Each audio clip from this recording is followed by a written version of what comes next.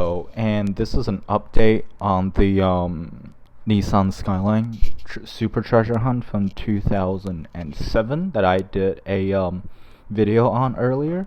And you can see I did put it on eBay, and there's a few kinks. So I put it on eBay, and later that day I was looking at stuff. I don't remember how that came up, but oh yeah, that's right. I took the pictures and put it on eBay, and later it was like, wait, why does it look so dirty?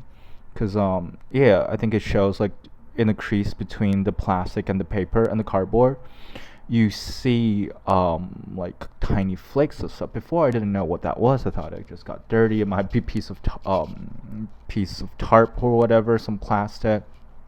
But I took the picture, I put it on eBay. It was like, why does it look so dirty? So I took it out and I realized, I don't know if it's gonna show. You need to play with the lighting a bit probably.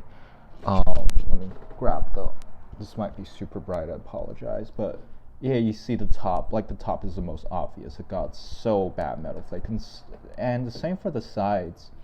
I literally did not notice that. I mean, I noticed it, but like the flaking is so bad because it's so bad that I thought it was legitimately part of the paint job. I thought it was kind of like a mud splash, and I think I probably mentioned it last time when I talked about it, and I did some more research, and apparently because 2007 was the first year for Super Treasure Hunts, they were probably still figuring out how this works, probably, I don't know, trying to cut a little bit cost, because these things are still originally sold for $1 on the market. Technically, obviously the resale value is through the roof, but for a Mattel, it's a $1 car. They gotta keep cost them anyway. In 2007, and probably only in 2007, the Super Treasure Hunts, all of them, most of them have pretty bad flaking issues, and I thought this thing originally can go for $150, but it's not because of the flaking issue. I'm kind of glad I didn't do a trade with someone, because that will be bad. I'm not a liar. I don't want to like either sell it for way too high or trade it for something that's not worth. So it was only a few hours after that, and there were no bids yet, so I immediately went back. First of all, I added a couple of photos, close-ups. Hey, it's a problem, and one from the side as well. You can see the metal flaking problems right here. Like, this is where the paint is gone, and oops, and you see like the tiny metal spots here. This is where the paint's supposed to be. This thing is supposed to be here, I think, according to my other photos, but you see the 7, like these are not supposed to be there. So I immediately added these 2 photos, and I said there's quite a bit of paint chip inside the card. Didn't realize it before and thought it was kind of a dirt spray. Yeah, that was not the proudest moment of my life. I felt so stupid that I thought it was part of the actual paint job, which is why I have lowered the price. At the beginning, I set the minimum bid to 100, and then I changed to 60.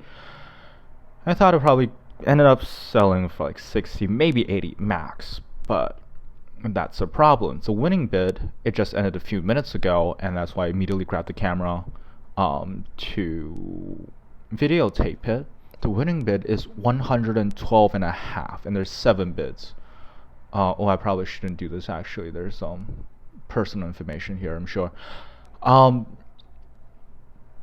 this is actually the person actually it jumped from 60, 63, 65, 68. It jumped from like around 70 something to 100.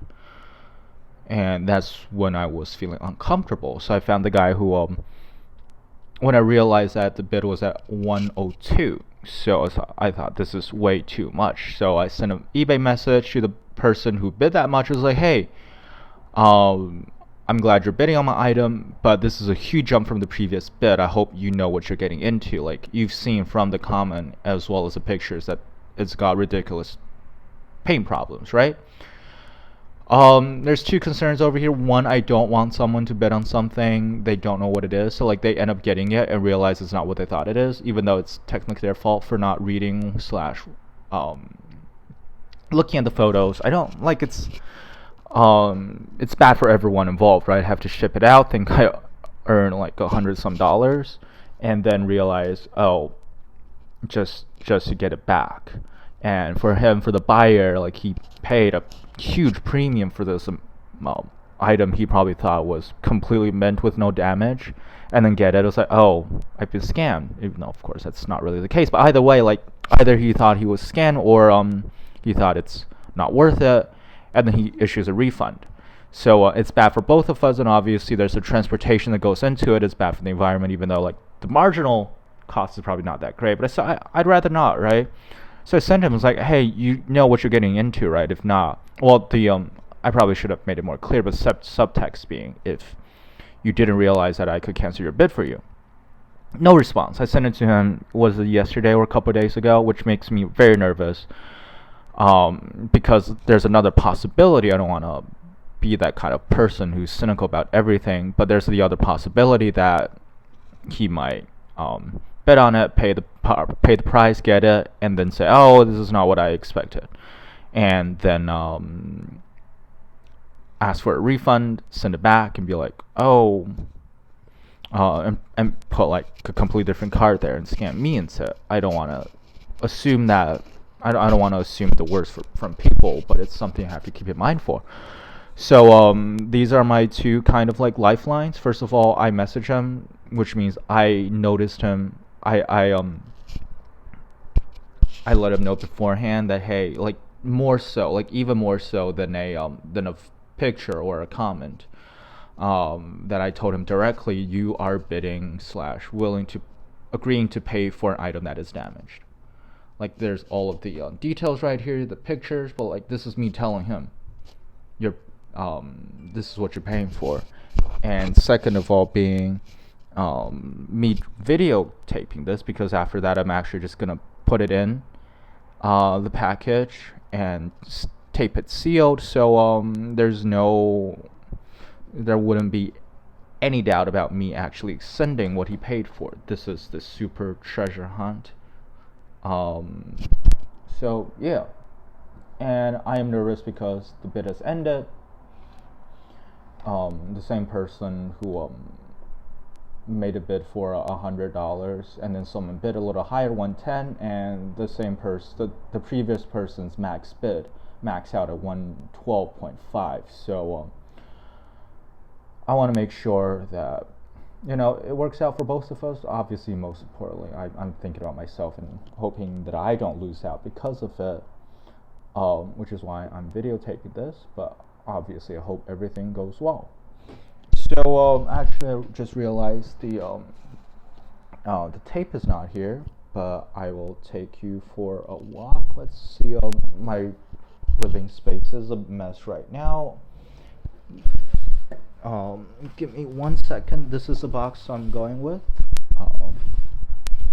I've actually just pulled it out of the box because I didn't think I'll be videoing this until pretty soon. And I'm gonna take it out to the living room where I keep a lot of my stuff I'm trying to sell. So these are all the cars I have, as well as the packaging materials. These are some of the stuff I got yesterday. Some nice hauls too. And I have my tape somewhere around here. And this is video proof showing that I packed exactly what I put on the eBay listing, and I am going to put it in the package exactly as it is. I am not scamming anyone. I'm not trying to scam anyone.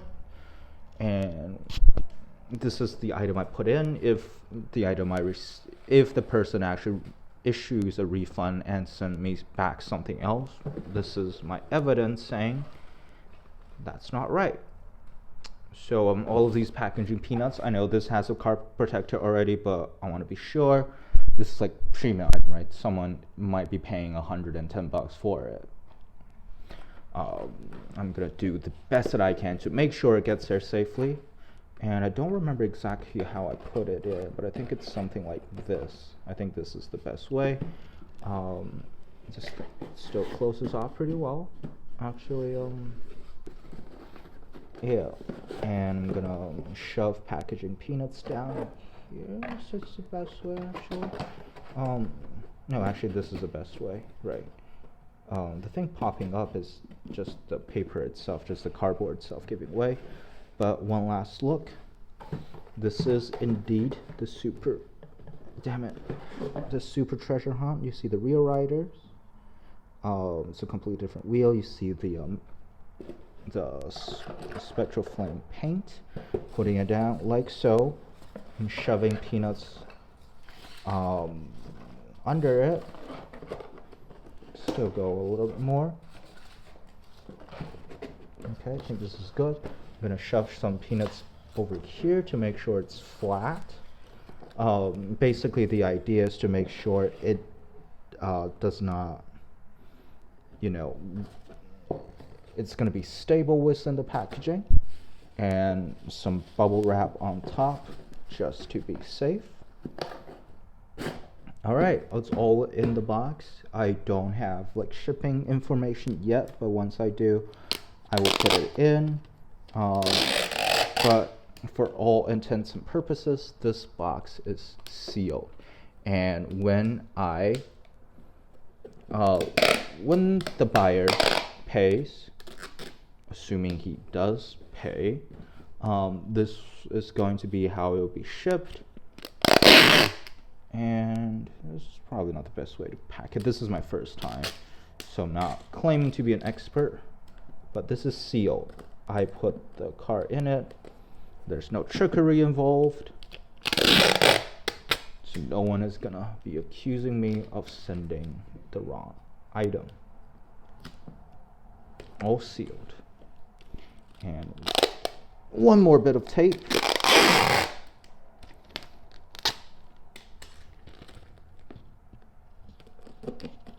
All right. So I'm waiting for the other party to pay and or comment saying that, whoops, can you cancel my bid? That's all right. If that's the case, that will suck a little for me, but there are other people willing to pay the price anyway. Someone still bet 110 on it. They might be willing to take it. But either way, this is sealed and packed. Once I get the address, I will put it on and go to USPS and send it out.